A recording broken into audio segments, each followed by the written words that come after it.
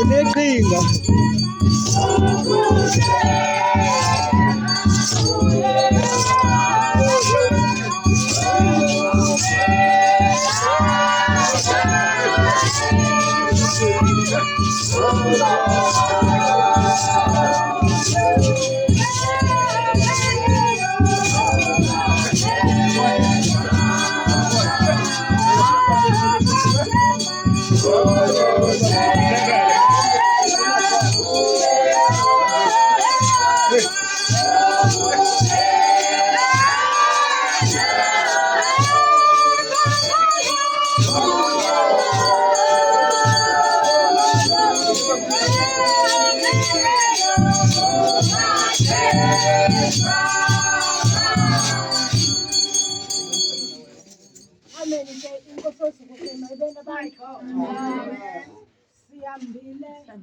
Mama sayomhlambulula mama president. Yes.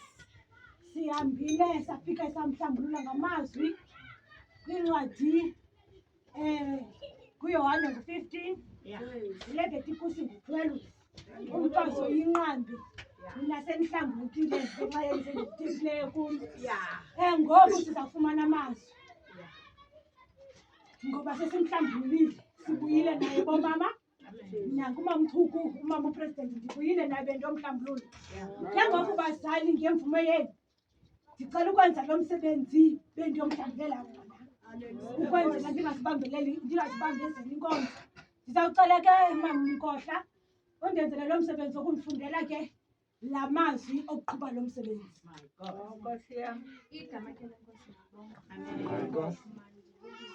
Kodwa bonke ndingabacalanga, ndibulise nomama ndingabacalanga, ndibulise kwaye esivumela kamnandi. Nam ndizibulisele inkosi. Ndinibulisa ke ngamazwi amancinci athi ukuba ndithe nahlala kum namazwi am ahlala kum. Nawucela into sokuba nifunde mna ke ndinenzele.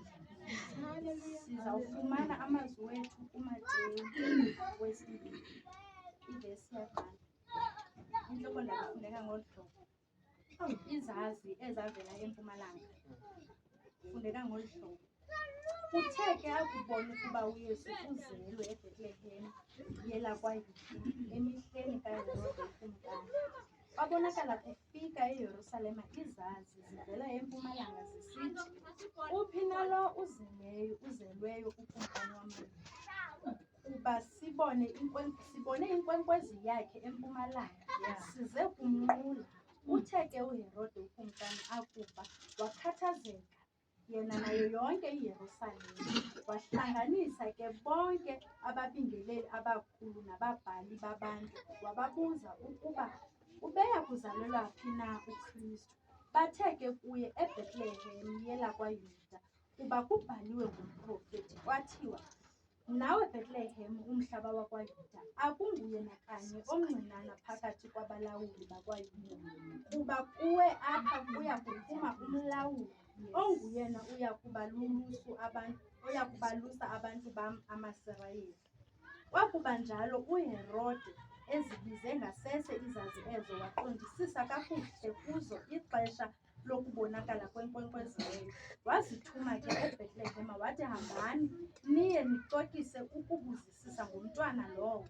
Xa ke nithe namfumana ze nindibikele, ukuze nam ndiye kumnqula. Zimvile ke zona ukumkani zahamba, nantso inkwenkwezi leyo zayibonayo empumalanga izandulela, yada yaya kuma phezu kwendawo abekuyo umntwana lowo. Zathi ke zabona inkwenkwezi zavuya ngovuyo olukhulu kakhulu. Zingenile endlini zambona umntwana enoMariya unina, zawa phantsi zaqubula kuye zathi zinqike impahla yazo, zanikela kuye iminikelo, iigolide neentlaka emhlophe neemore. Zathi kuba zihlatyelwe nguThixo ephupheni, ukuba zingabuyi ziye kuHerode, zemka ngayimbi indlela ukuya ezweni lakowazo.